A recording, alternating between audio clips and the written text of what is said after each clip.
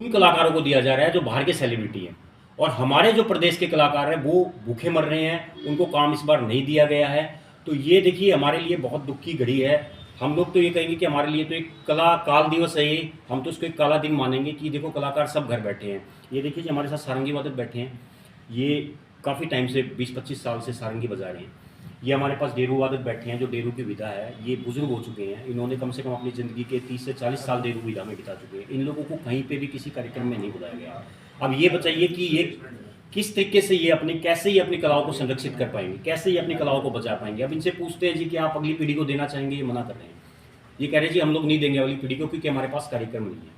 और हरियाणा के कलाकारों के लिए देखो बड़ी विडंबना की बात है, हमें सिर्फ 2 कार्यक्रमों पे शिफ्ट कर दिया गया है, एक गीता जयंती और एक सूरज कुंड। हमें सिर्फ और सिर्फ साल में 2 प्रोग्राम मिलते हैं, और मेहनताना जो मिल रहा है वो 2000 रुपये, किसी को 1500 रुपये, किसी को 2000 रुपये मिल रहा है। अब आप ही हमें ये बताएं कि 2000-1500 रुपये में हम लोग अपना घर कैसे चलाएं, कैसे अपनी विधाओं को हम लोग बचा पाएंगे। जबकि भारत की जो अगर हम भारत की बात करते हैं तो हमारी लोक संस्कृति, हमारी लोक परंपराओं की बात सबसे ऊपर आती है, और सबसे पहले हमारे कलाकारों की बात आती है। और उन कलाकारों के साथ अगर ऐसा व्यवहार होगा तो कैसे हम अपनी कलाकारों को बचा पाएंगे, ये एक बहुत संवेदनशील मुद्दा है। तो आपसे निवेदन है कि इसमें आप बढ़ चढ़ के आप भी हमारी इन बातों को, हमारे दुख को रखें सरकार के सामने। देखो नायब सरकार ऐसा नहीं है कि अच्छा काम नहीं कर रही है, उन्होंने कई वर्गों के लिए बहुत अच्छे से डिसीजंस भी लिए हैं। हम सिर्फ उनसे, हमारे मुख्यमंत्री जी से इतना निवेदन करना चाहते हैं सर, थोड़ा इधर भी ध्यान दें, कोई ऐसी नीति बनाई जाए कि इन कलाकारों का भी घर अच्छे से चल पाए, इनके बच्चे भी अच्छे अच्छे स्कूल में पढ़ पाए, ये भी अपनी कलाओं को संरक्षित करने में खुश होकर संरक्षित कर पाए। तो देखो ये बहुत बड़ा मुद्दा है। एक मुद्दा और सामने आ रहा है कि अभी जिन हमारे कलाकारों के पास जो फ़ोन आए हैं वो ये आए हैं कि जी आपको लाइव नहीं करना है, लाइव इन द सेंस कि उनको रिकॉर्डेड प्रोग्राम करने हैं, कि जैसे ये हमारे लाइव के हैं, सारंगी बजाते हैं, ये हमारे लाइव के हमारे कलाकार हैं, इन लोगों को नहीं बुलाया गया है, उन्हें कहा गया कि आप रिकॉर्डेड करो। अब ये बताया अगर रिकॉर्डेड हम लोग करना शुरू कर देंगे तो इनकी ये बेचारे, इनके पेट कैसे पलेंगे, ये कैसे काम कर पाएंगे, ये कैसे अपनी कलाओं को, जबकि हमारे मेन पिलर ये हैं, इन लोगों पे ही हमारी संस्कृति जीवित है, तो कैसे हम अपनी कलाओं को बचा पाएंगे। ये बहुत विडंबना की बात है।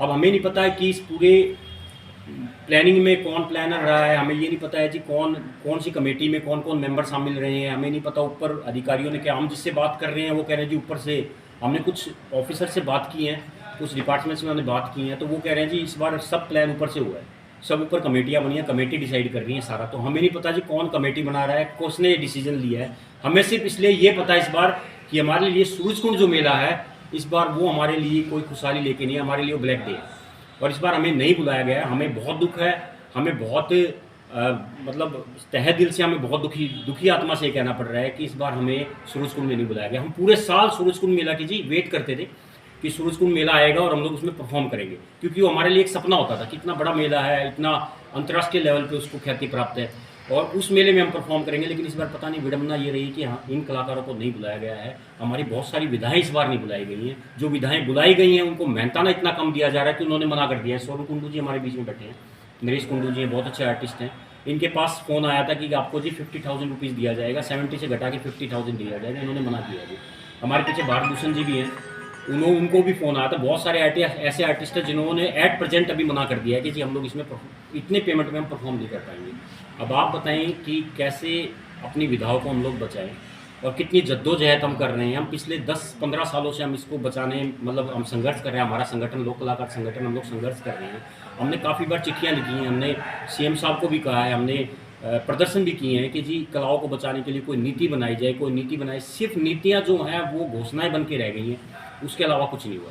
पेंशन का मुद्दा लागू हुआ था एक बार, हमारे पूर्व सीएम जो खट्टर साहब जी थे उन्होंने कहा था कि कलाकारों को 10,000 रुपये पेंशन दी जाएगी, लेकिन वो भी कहीं ना कहीं कागजों में दबकर रह गया जी। अब इन कलाकारों के जो है हाथ पैर टूट चुके हैं जी, अब ये मतलब अपना साहस तोड़ चुके हैं। हमारे पास अब जिन कलाकारों के फ़ोन आ रहे हैं वो ज़्यादातर यही कह रहे हैं जी हमारे बस का नहीं है, हम इन कलाओं को नहीं बचा सकते। वो या तो अपना कोई दिहाड़ी मजदूरी कर रहे हैं, किसी ने दुकान कर ली, किसी ने स्कूल ज्वाइन कर लिया, हम अपनी कलाओं को छोड़ने पर मजबूर हो रहे हैं। अब ये मजबूरी क्यों है, कौन करवा रहा है, क्यों ऊपर प्लानिंग ऐसी बनाई जाती है कि नीचे वाले कलाकार को काटा जा रहा है, उसको काम देना बंद किया जा रहा है, और जो हाई लेवल के कलाकार हैं जो ऑलरेडी संपन्न है, जो करोड़ों रुपए वैसे ही कमा रहे हैं, जो विदेशों में शो करते हैं, उन लोगों को यहाँ पे क्यों बुलाया जा रहा है और इतना बजट उनको क्यों दिया जा रहा है। ये एक मार्केबल क्वेश्चन है, ये क्वेश्चन है, इसका जवाब तो देखो सरकार ही दे सकती है या वो अधिकारी दे सकते हैं। हमारे पास तो इतना है जी कि हम लोग इस बार भूखे मर रहे हैं।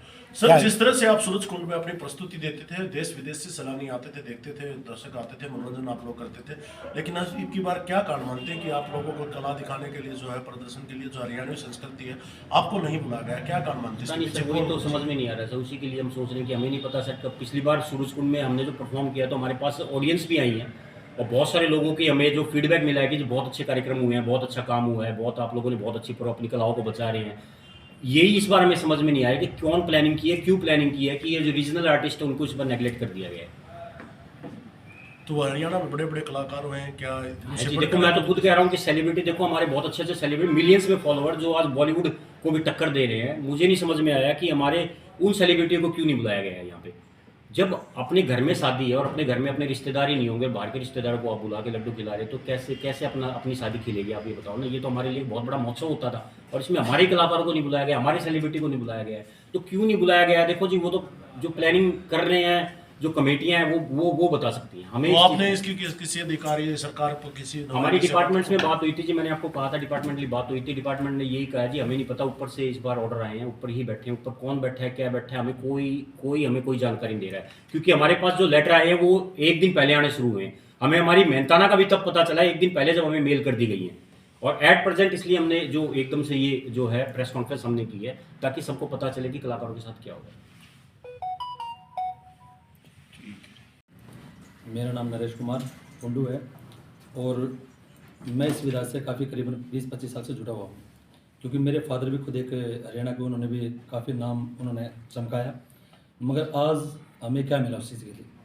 नहीं, आपके पास फ़ोन आया, क्या बात हुई? हाँ, मेरे पास लेटर आया प्रोग्राम के लिए, तो उसमें लिखा होता रेट 50,000 रुपये। मैंने कहा भाई ऐसा क्या, कुछ आपने कैसे क्या कुछ सिस्टम कर देगी? उन्होंने कहा कि भाई बस ये जो आगे से जो है भाई ऊपर जो कमेटियाँ हैं उन्होंने ये डिसाइड किया है। तो मैं कहा देखो भाई हम इसमें इतना तो काम कर नहीं सकते इस रेट में। तो उसका इन्होंने मतलब घुमा फिरा के, कुछ और आर्टिस्ट थे करीबन हमारे को जो फर्स्ट बैच में जो हमारे को किए 7 आर्टिस्ट को हमारे को लेटर मिला, तो उसमें 50,000 का ही था। तो हमारा आपस में डिस्कस हुआ आर्टिस्टों का, तो भाई कैसे क्या करना है। तो उनका जवाब ये है भाई देखो इतना मेहनत ना, तो सब हम एक होकर रहेंगे, क्योंकि बहुत सारे हमारे साथ विडम्बनाएं बीती हैं, हमारे साथ बहुत सारे ऐसे सिस्टम हमारे साथ, मतलब हमारा तो ये मान लो कि पीछे पड़े हुए डिपार्टमेंट इस चीज़ के लिए। अभी हमारे को कभी बैंड क्या नाम है सारंगी वालों का पैसा कम कर दिया, कभी जंगम वालों का पैसा कम कर दिया, कभी बंसारा नगाड़ा वालों का पैसा कम कर दिया, किसी ना किसी का मतलब पैसा कम ही होता गया है। और जब उन्हें देखा, मेरे भी कुछ क्षेत्र में ड्यूटी लगी हुई थी, वहाँ पे देखा कि कुछ सेलिब्रिटियों को 25-25 लाख रुपए दे रहे हैं, क्योंकि जो ये डिपार्टमेंट बनाया वो अपने फोक के लिए बनाया गया, अभी हम अपने फोक को, अपने संस्कृति को आगे बढ़ाएं। मगर इन्होंने क्या किया कि वो बजट हमारा जो मिलता है वो बड़े बड़े सेलिब्रिटियों को भी बांट देते हैं, और हमारे को कहते हैं कि नहीं नहीं भाई तुम्हें इतने में करना पड़ेगा, भाई बजट यही मिल रहा है, आगे से तय किया है। अब यही नहीं पता लगा वो आगे बैठे कौन है। अगर हम कुछ अपनी आवाज़ उठाते हैं, कुछ आर्टिस्ट हमारे डरे पड़े हैं बेचारे, बोल नहीं पाते, किसी ना किसी तरीके से उसको नीचे बैठा दिया जाता है। क्योंकि फिर हम आर्टिस्ट को यही बात जगाना चाहते हैं, उनको जगाना चाहते हैं कि भाई यार एक बताओ, आप लोग चुप बैठने से आपको मिल क्या रहा है?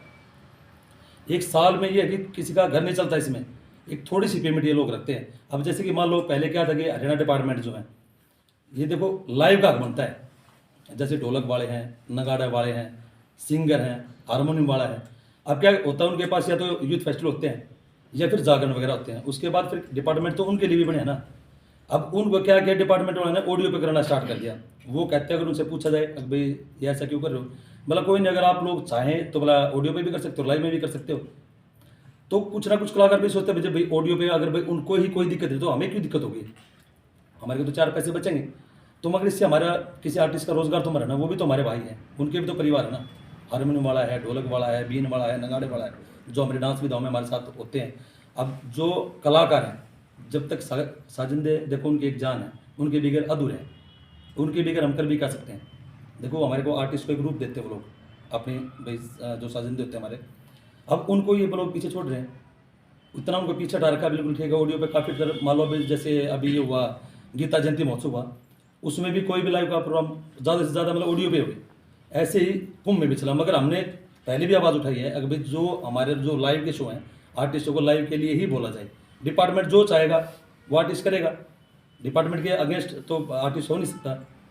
तो हम लोग इसी चीज़ से बहुत परेशान हैं। और मेरे जितने भी साथी हमारे आर्टिस्ट साथी जो सुन रहे हैं, मेरी उनसे भी अपील है, देखो हम लोग, हमारा संगठन कभी भी आप लोगों के हक में ही है, आपके खिलाफ नहीं है, ना ही हम सरकार के खिलाफ है। सिर्फ हमारा संगठन जब होता है, जब रोड पे आता है, जब उनको परेशानी, उनको मजबूरी का सामना करना पड़ता है। तो क्योंकि कुछ लोग क्या करते हैं कि जैसे कि उच्च अधिकारी हैं, कुछ और उच्च अधिकारी हैं, वो हमारे को जो हम बोलते हैं वो कुछ जाके सीएम साहब को, सरकार को कुछ और ही प्रेजेंट कर देते हैं, भाई ये लोग तो गलत हैं, ये तो फलाना ये कर रहे हैं, ढिकड़ा वो कर रहे हैं।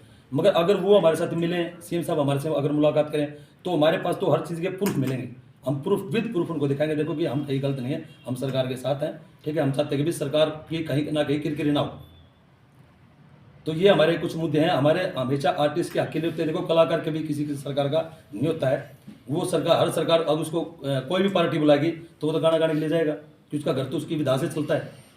तो ये कुछ हमारे मुद्दे हैं। हमने इस बात को सोच रहे हैं, सरकार से हम गुहार लगाते हैं कि सरकार हमारी इस बात पर गौर करे और हमारे आर्टिस्टों के, फोक आर्टिस्टों के लिए हमारे लिए कुछ ना कुछ रखे, करे, और जो ये घटनाएं जो बीत रही है हमारे साथ, इनसे हमारे को निजात दिलाए।